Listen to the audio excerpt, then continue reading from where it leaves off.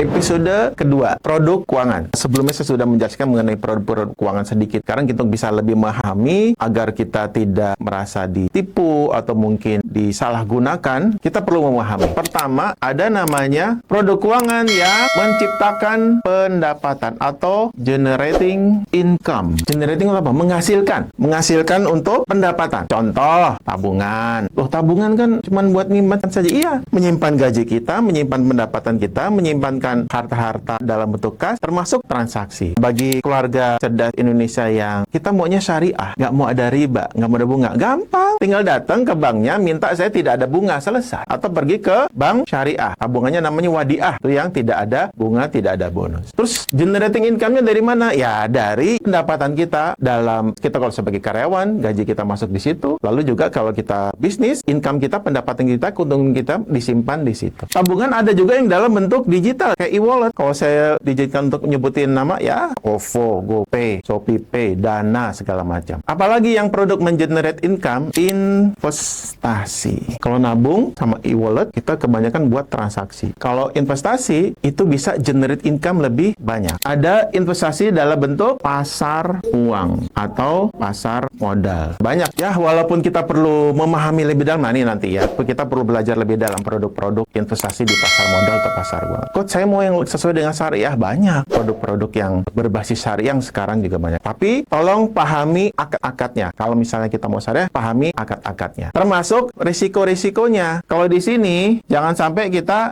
ini nilainya nih fluktuatif nih. Kalau ada produk yang berkaitan dengan pasar uang atau pasar modal. Terus yang tidak fluktuatif apa dong? Nah, ini dia, emas. Produk emas berkurang nggak? Dari dulu sampai sekarang nilainya sangat sedikit berkurang.